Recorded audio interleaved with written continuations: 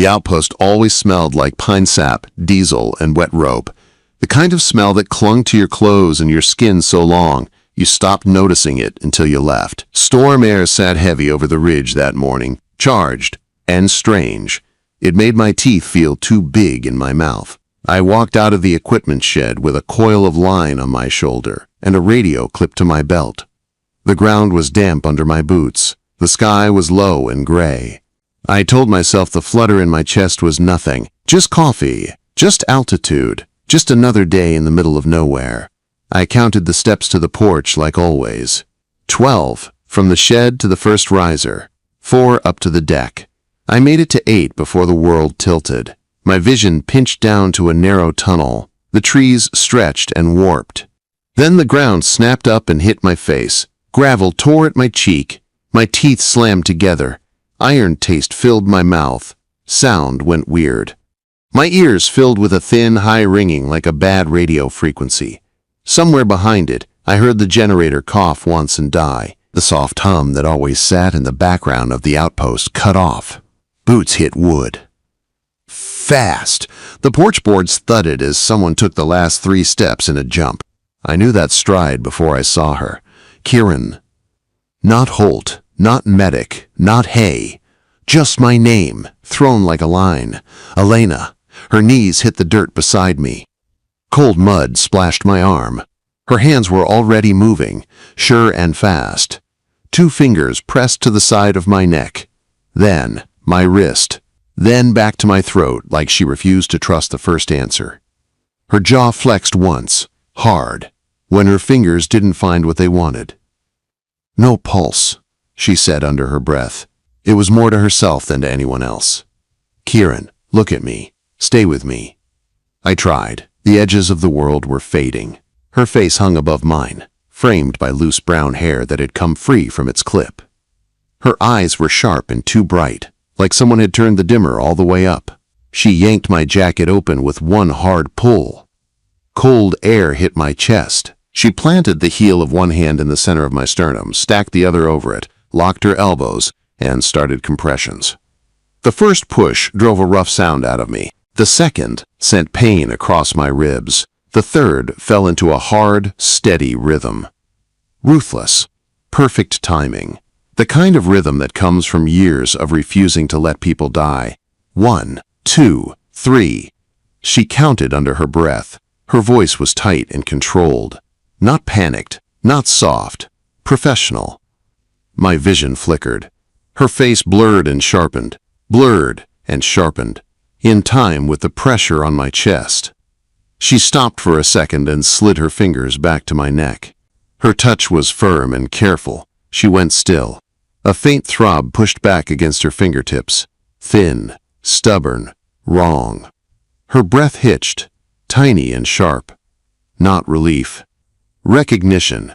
She leaned down and pressed her ear to my chest through my shirt. Her hair brushed my chin. She listened like the whole world depended on the sound under her cheek. Her eyes narrowed. Her head tilted slightly, tracking the beat inside me. My heart was not steady. It stuttered, skipped, ran too fast, then fell back like it could not decide what it wanted to be. "Knock it off," she whispered. Not for me. It was like she was talking straight to my heart, trying to drag it back into line. Her hand slid to my jaw and tilted my head so my airway stayed open. Her thumb sat along my cheekbone, warm and steady. Then the edge in her control cracked. "Not here," she murmured, voice dropping into something raw. "Not like this." Her free hand fumbled for her radio on her belt, thumb slamming the transmit button. "CL, this is Vance," she snapped. "Collapse outside the main cabin. Irregular rhythm. Bring the monitor and oxygen now." Static answered first. The ringing in my ears surged. Another voice broke through, high and scared. She didn't look up. Her eyes stayed on mine. She set her palm flat over my sternum again, not pressing hard, just holding me there like she could keep my heart from flying apart with the weight of her hand. "Kieran," she said low, "breathe with me. In, out. Do not leave me in the dirt." Quote, It was not a plea, it was an order. My lungs grabbed onto it. Something stubborn inside me dug in. I did not black out. Not all the way. The world faded. Came back in jerks, like a bad radio signal. Voices, movement, hands. The cold bite of metal against my chest when they put the monitor leads on. The elastic sting of an oxygen mask around my head. Then, nothing. The next clear thing was light. White ceiling. Hum of a small heater. The smell of alcohol wipes and plastic. I lay on the exam table in the clinic room that doubled as storage. Paper crinkled under my back. The thin blanket scratched my skin where my shirt had been cut open and taped back together. Outside, wind worked the trees with slow, heavy pushes. The storm was still building. I could hear it in the way the cabin walls creaked. Elena stood at the counter with her back to me. White blouse. Dark pants. Hair pulled back tight again. On paper, she should have looked soft, after what had happened outside the cabin. Like the woman who had braced over me and whispered to my chest. Instead, she moved like a door with a lock thrown. She finished writing on a chart, then did something small that told me more than any lecture. She buttoned her blouse one button higher than she had to. Precise. Defensive. A layer of armor and cotton. Her stethoscope hung around her neck like a shield. When she turned, her eyes did not go to my face first. They went to the EKG strip clipped to the board beside me. Black spikes marched across the paper. To most people, they looked like nonsense. To her, they were teeth. Deep breath, she said. Her voice had slid back onto the frequency she used on every patient. Dr. Vance now. Not just Elena. I inhaled. My ribs throbbed under the band from the compressions. Part of me wanted to joke about it. The rest of me remembered gravel and her hands and shut up. I'm cleared for duty, I said. Right? Whatever that was, it's gone. Her pen tapped once against the chart, a small, sharp sound. The rhythm is not gone, she said. It is quiet. Those are different things. Quote. She stepped closer and placed the cold bell of the stethoscope against my chest. Her face stayed neutral, not soft, not hard, just shut. Her hand brushed my shoulder as she moved the scope. Warm skin, cool metal, practiced distance. Any dizziness since you woke up? She asked. No, I said. No spinning. No fainting. Palpitations? Only when I think about you doing CPR on me. I said before my brain could stop my mouth. Her fingers tightened on the rubber tubing for half a second. Her eyes flicked up, sharp enough to cut. Then she dropped them back to the chart. That never happened, she said. It landed like a slap, but not because it was cruel. It was a wall. She needed it. I knew that. It still stung. I opened my mouth to answer. The clinic door banged open before I could speak. Sterling walked in like the room belonged to him. His jacket was too clean for this place. His boots were barely muddy. He carried a tablet case under his arm like a badge. He looked at Elena first, then at me, on the table with my shirt half open and the monitor still clipped to my finger. His smile spread slow, like a man who enjoyed finding problems. Dr. Vance, he said, lead medic Kieran Holt. I see I came at an interesting time. Elena did not move away from the counter. She did not step closer either. Sterling, she said. No title, no warmth. He held up the tablet. Audit begins now. Storm or no storm, I have compliance gaps to close. I'm told this outpost is creative. My heart, which had barely settled, did a small, angry jump. His gaze slid to the stethoscope around her neck, then to the bruise I could feel forming at my collarbone from her compressions. Did the clinic handle an incident without proper reporting, he asked? Because that would be a problem. Elena's pen did not pause. It was reported, she said. It will be logged in full. Outside, thunder rolled over the ridge. The timing felt like the sky was making a comment. My chest still ached where her hands had pushed life back into me. Sterling smelled weakness and control in the same room. The storm was coming closer, and I had the sudden cold feeling that what happened in the dirt beside the porch was only the start of a much bigger fight. By noon, the sky turned the color of old metal. Clouds sat low over the trees. The wind came in thick, heavy pushes. Rain started as a steady sheet, then turned sideways hard enough to sting skin when it hit. The generator held for a while, then coughed and died. We switched to battery power and backup systems. Lights dimmed. The outpost felt smaller immediately. Sterling did not care. He sat up at the clinic desk with his tablet, papers spread out like he was at some office downtown, instead of sitting in a wooden box on a mountain. "This audit will continue," he said over the sound of rain on the roof. "Storm or no storm, you cannot hide behind weather, Dr. Vance." Elena stood in the doorway with her arms folded. Her white blouse looked wrong in this light, too clean against the shadows and the emergency lantern glow. "The weather does not care what you need," she said. "We triage. Documentation moves to the clinic. Stay out of the main hall when we move patients and gear." He opened his mouth to argue. A sharp crack came from the lodge roof. Then the heavy, ugly groan of weight shifting where it should not. Elena's eyes snapped to mine. No words, just a clear command. We both ran. The lodge sat lower than the clinic, closer to the slope. Water already pushed under the door and up over the floorboards. The hallway was a shallow river. Boots splashed. People dragged duffel bags and cases through ankle-deep water. I saw it as soon as we hit the front. The heavy porch overhang was sagging. One support post leaned at a bad angle, the joint above it dark and wet. Another few minutes and it would come down. "Everybody out!" I shouted. "Now!" Elena repeated it with more authority. "Move! Grab only what you can carry in one hand, out of the lodge, up to the main cabin." People listened to her. Sterling did not. He stood in the hall with his tablet held high, watching his suitcase get wet like the water had insulted him on purpose. "Sterling," Elena's voice sharpened. "Now." He hesitated. Pride, money, whatever he protected in that tablet made him slow. I did not wait. I grabbed his elbow and hauled him forward. "Move."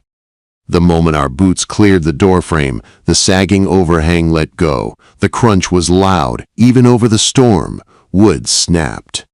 The porch roof crashed down into the flooded walkway in a spray of broken boards and dirty water. Sterling stumbled and stared at the mess, pale. "Your quarters are compromised," Elena said, breathing hard. "The clinic has 2 rooms. One is storage, one is mine. You can sleep in the truck if you prefer." He flushed. "I am not sleeping in a truck." "You are not sleeping in my clinic," she said. Her voice dropped lower, not louder. The air shifted. "Not while the storm is active." His jaw worked. His eyes flicked from her to me. "And Holt?" he asked, like I was a line item he needed to move. Elena did not blink. "Holt is on medical duty," she said. "He stays near me." The words were clinical. The meaning behind them was not. We moved supplies to the main cabin, the only structure high enough to stay dry. The storm kept building. Wind slammed the walls. Rain hit the windows so hard it sounded like fists. Inside the narrow kitchen, Elena stripped off her soaked coat. Her blouse underneath was damp at the sleeves. She hung the coat near the stove, jaw tight, shoulders drawn in. I shrugged out of my own jacket. My shirt was dry enough. She stood close to the stove, pretending she was only checking the flame. I could see the way her hands shook once, quick, before she curled them into fists. I stepped behind her and laid my jacket over her shoulders before she could reach for another excuse. The weight settled around her. Warmth moved between us with the fabric. Her hand stilled. She lifted her chin like she was going to shrug it off and hand it back.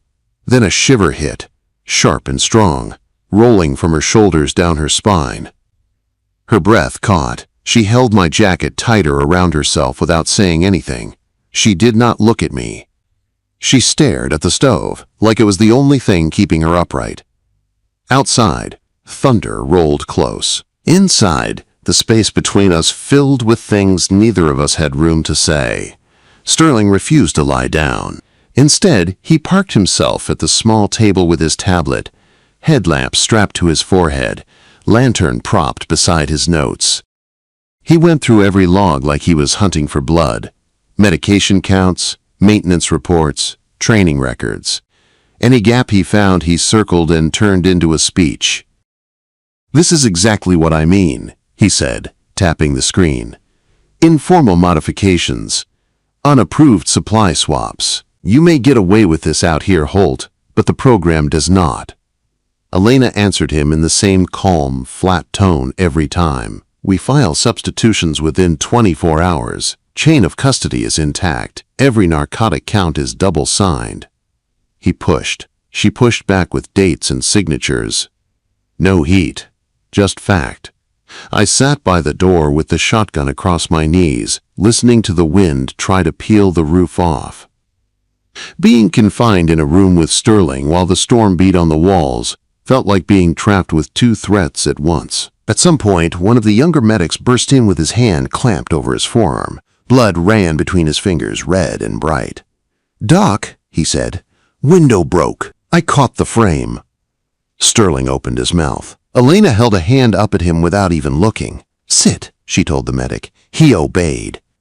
She cleaned the gash with steady hands while the cabin creaked under gusts. Needle in, needle out, stitch, pull, knot, cut. Her fingers were quick and sure. "You're good," she said when she finished. "Keep it dry." "Thanks, Doc," he said, shoulders dropping in relief. Elena nodded once, already reaching for the chart. Her eyes met mine across the room for half a second.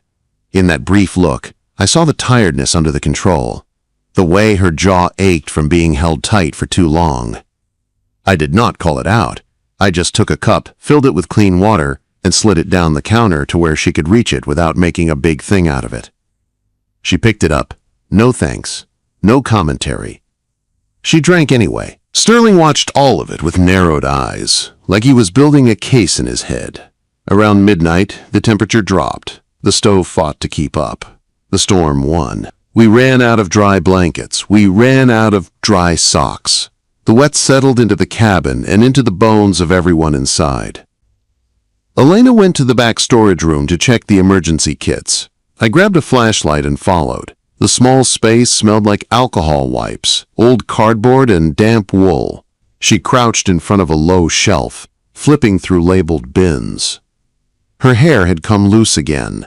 One strand was stuck to her cheek. She pushed it back with the back of her wrist, still scanning labels. "Sterling wants me to sign off on his report before morning," she said. "He is pushing an improper operations narrative." "What does he really want?" I asked. "Control," she said without hesitation. "A scapegoat.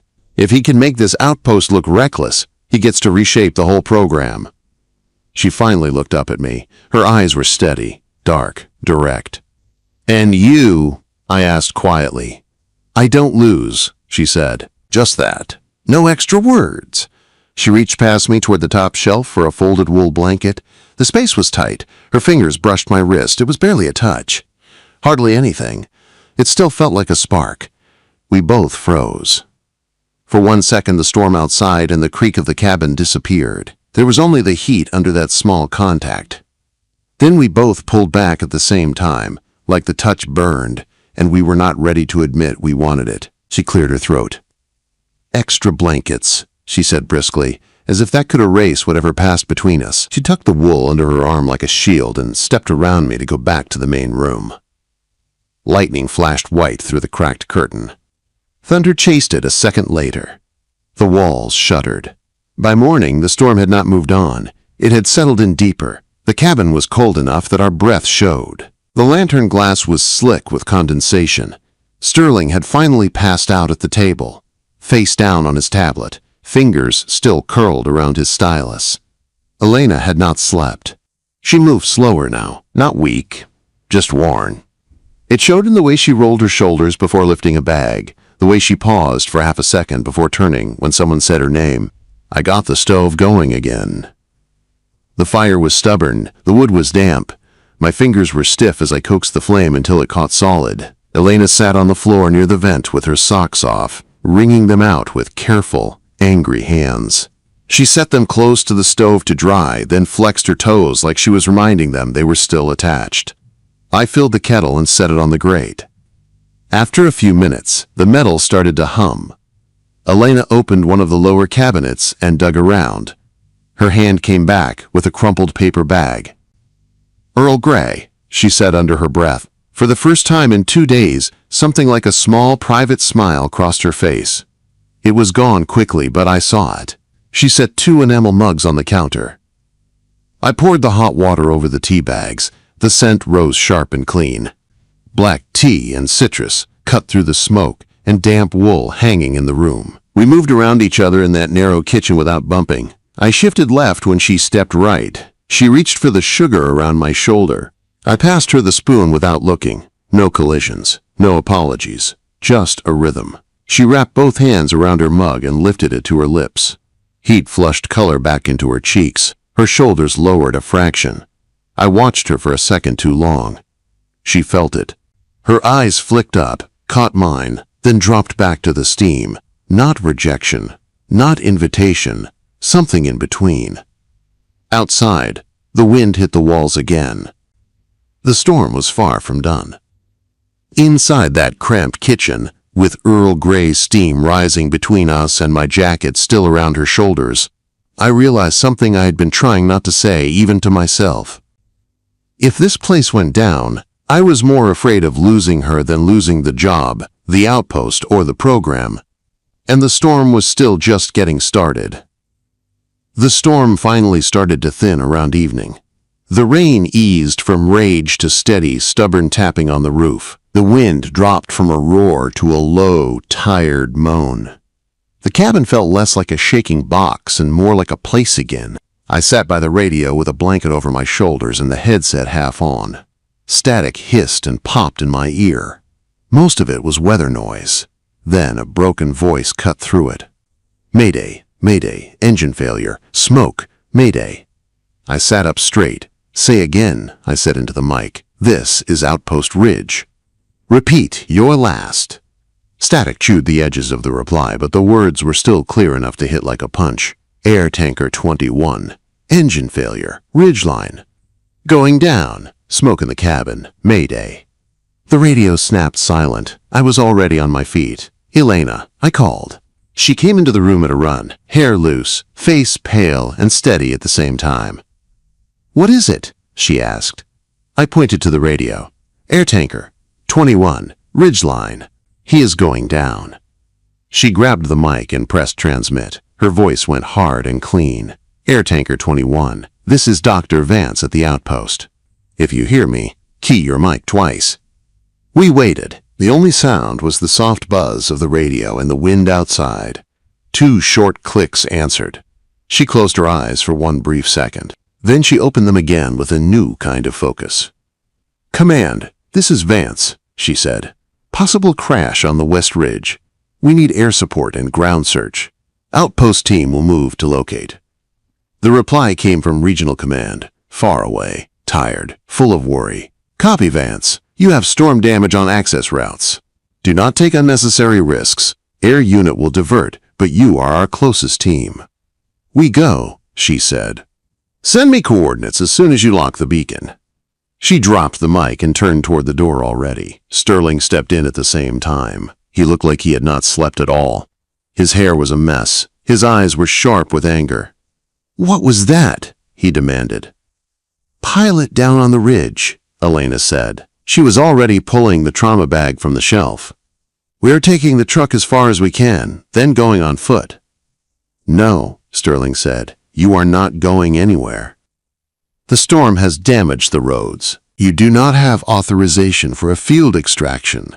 This is exactly the kind of reckless behavior my audit is about." Elena did not flinch. She shoved oxygen and IV kits into the bag with quick, neat motions. "A pilot is alive out there," she said. "We go." Sterling stepped into her path, hand out like he could physically stop her. "You will stand down," he said. "I will call the regional office and get a decision. You do not make this call on your own, Dr. Vance. If you do, I will terminate you and Holt both." His eyes cut to me like I was a piece of gear he could threaten. I stepped closer to Elena, shoulder almost touching hers. "Regional office is 2 hours away on a clear day," I said.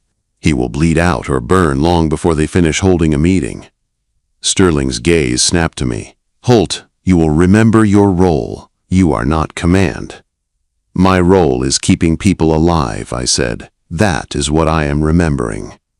Elena's eyes met mine. For a second, concern and something softer moved under the surface. Then her jaw set. She looked back at Sterling. "Put your threat in writing," she said calmly. "You can send it after we bring him home." She walked past him. He grabbed for her arm. I shifted forward and put my body between them, not touching him, but making it clear he would have to go through me to reach her. His hand dropped. We did not waste more time. We took the truck as far as we could. The access road was a wreck. Mudslides had carved pieces out of it.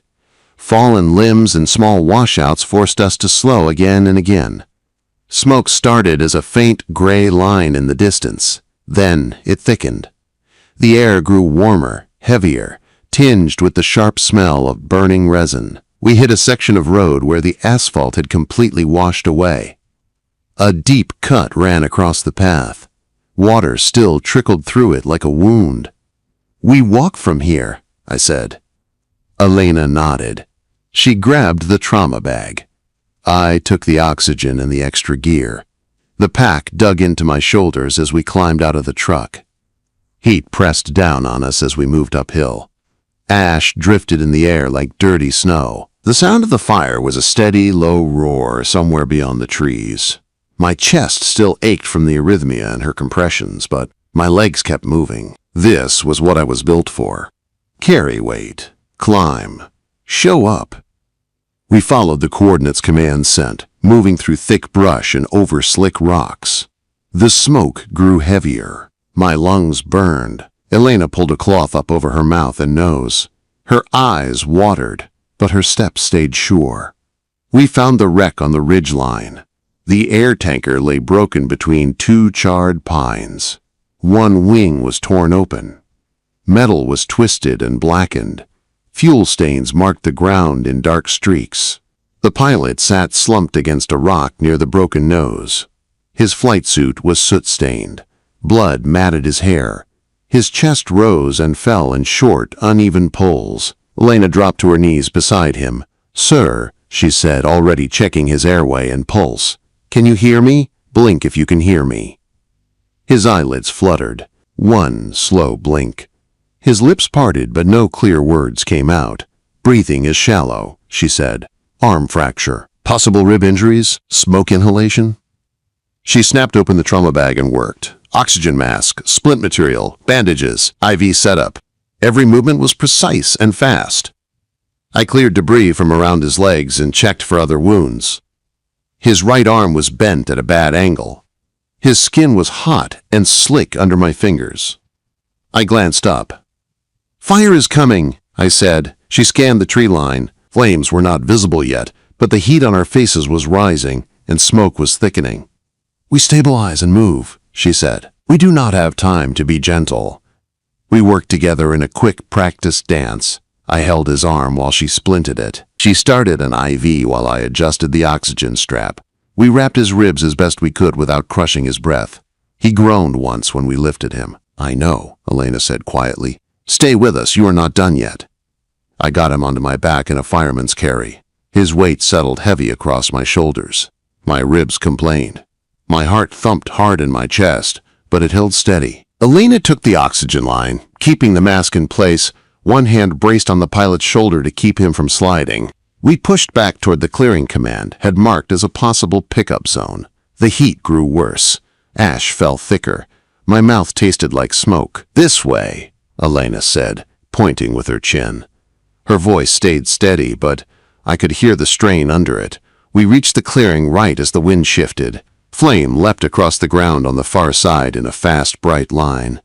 Dry brush caught in a rush. Fire crawled up a tree and raced along low branches.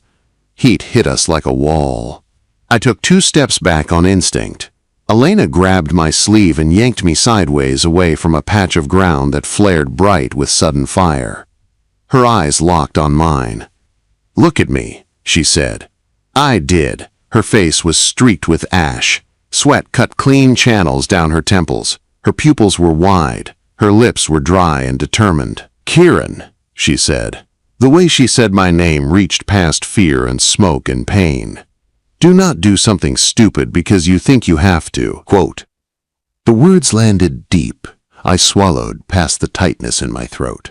"I am not planning to die for a point," I said. I shifted the pilot's weight carefully. My hand rose, almost without my permission, to frame her jaw. My thumb brushed a smear of soot off her cheek. I stopped there, inches from more, waiting. Her gaze flicked down to my mouth, then back to my eyes. Her breathing hitched. Then she leaned in first. The kiss was brief and hard. A collision in the middle of smoke and heat and fear. Not soft, not polite, real. We broke apart because we had to breathe. Her forehead brushed mine.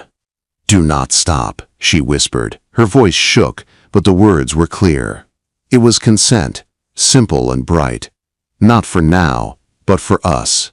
Then she pulled in a sharp breath and turned toward the sky, snapping back into command.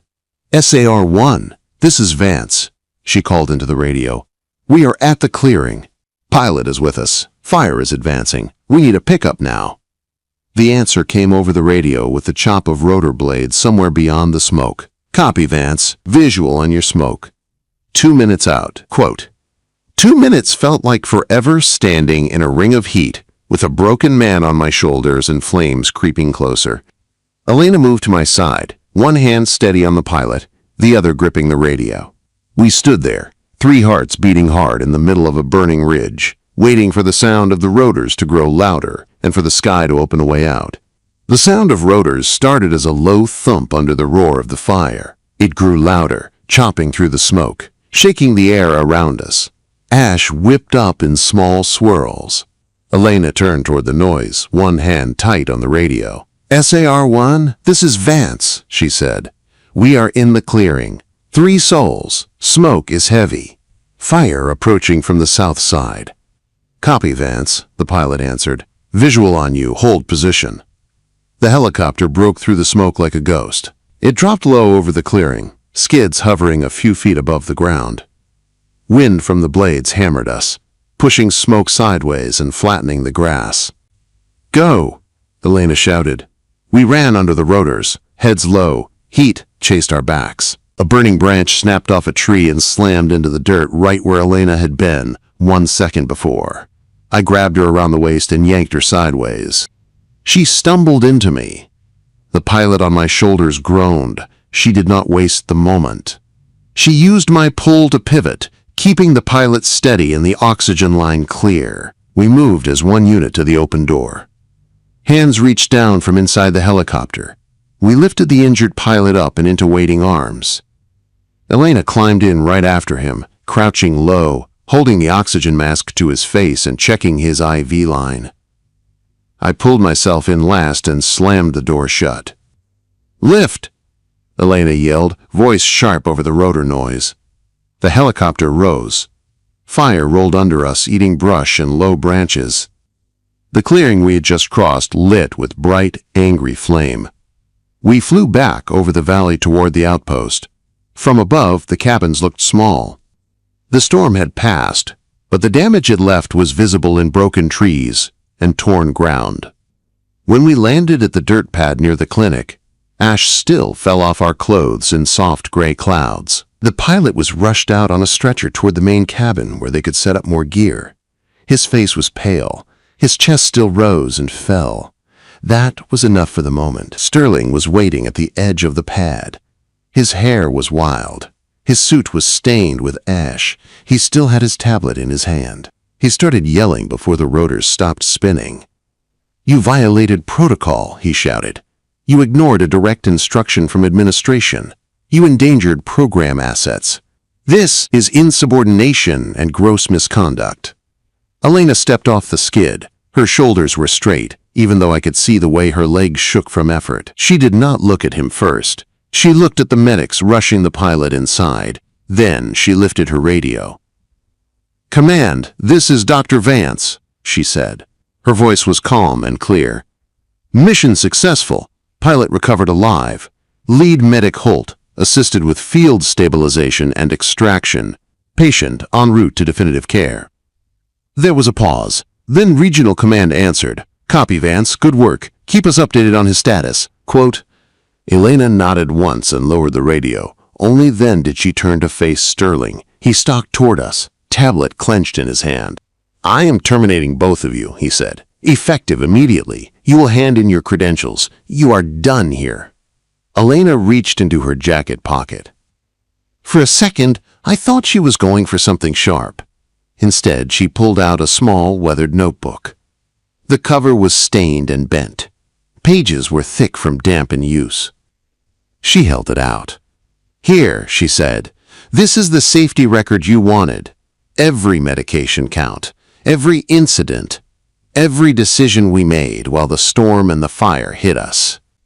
Times, names, vitals, actions. Sterling stared at the notebook like it offended him. And one more thing you should know, she added. Her voice did not rise. It got quieter. That pilot we just pulled off the ridge is Jason Harrow. Sterling frowned. So? He is the chairman's nephew, she said. The same chairman who signs off on your audit. You can explain to him why you tried to stop the rescue, so you could make me sign your spreadsheet. Quote. Sterling's face changed. His eyes darted to the clinic where Jason was being wheeled inside. He looked back at the notebook. He snatched it from her hand like he was taking something she cared about. He did not say another word. He turned on his heel and walked away, boots kicking ash, shoulders tight with swallowed anger. Elena watched him go. Then she let out one long breath, like air had been trapped inside her since the moment I hit the dirt outside the cabin. The outpost did not cheer. There were no high fives. No big speeches. We went back to work. We scrubbed smoke out of gear. We refilled the trauma bag. We checked on Jason twice. We logged the rescue in the official system and in Elena's worn notebook. Smoke hung on the horizon, but it was farther away now. By the time the sun dropped, the cabin was quiet again. People slept in shifts. Sterling stayed in a corner with his tablet and his anger. Late that night, when the last report was finally filed and the radio went still, I found Elena in the kitchen. She moved slower now. The fight had drained out of her shoulders, leaving plain exhaustion behind. I fed the stove the last of the dry wood. The fire cracked and popped, pushing out a circle of solid warmth. The folded paper bag of Earl Grey sat on the counter where she had left it earlier. She picked it up, smoothed the top with her thumb, and took out 2 tea bags. She filled 2 enamel mugs with hot water, steam curled up in soft white ribbons. The scent of black tea and citrus cut through smoke and sweat. She held one mug out to me. Our fingers touched around the handle. This time, neither of us pulled back. We stood in that narrow kitchen with maybe 2 feet between us. The rest of the cabin was quiet. I could hear the soft tick of metal cooling on the stove and the wind brushing the walls instead of punching them. Elena looked up at me. Her eyes were dark and tired and clear. You scared me, she said. Just that. 4 plain words. I swallowed. The dull ache in my ribs reminded me of her hands on my chest in the mud. I've been scared too, I said. I forced myself to keep it simple. Not of the storm, not of the fire. I was scared of losing you. It was under 25 words. It still felt like more than I had said to anyone in years. Her throat moved as she swallowed. She set her mug down on the counter with a soft clink and stepped closer. Her hand found my wrist. Her fingers were warm and steady around the place where my pulse beat. Tell me you are not doing this to make the audit go away, she said. Her voice was quiet but sharp. I'm doing this because I want you, I said. No charts, no forms, not as my doctor, as you. There was a pause, the kind of pause where a whole life can tilt. Her fingers tightened once around my wrist, then her other hand came up to my waist, anchoring me like I might bolt. Good, she said. Because if you ever use me as an excuse or make my authority your shield, I walk. I know, I said. That's why I'm asking instead of assuming. Her mouth softened, just a little. Enough. She rose onto her toes. I bent my head. The kiss was different this time. Not a crash in fire and smoke. Slow. Deep. Careful in all the ways that mattered and not careful at all in the ways we both wanted. She tasted like Earl Grey and ash and something that felt like relief. When we broke apart, she rested her forehead against mine. Our breaths mixed in the small space between us. Outside, the wind had died down. The storm had moved on. The fire still burned out there somewhere, but farther away. Inside the cabin, the stove glowed. The tea steamed. The silence did not feel like fear anymore. It felt earned. She had braced over me in the dirt and almost pushed my heart back into rhythm with her bare hands. She had whispered, "Not here. Not like this. Like the place and the moment were wrong for losing me." Now we were here, storm behind us. Fire survived. Audit still hanging over our heads, but less sharp with every page of truth. Her hands stayed on me. Mine stayed on her. And for the first time since my heart had tried to jump out of my chest, I felt something simple and solid under all the fear. I was not leaving her in the dirt. And she was not letting go.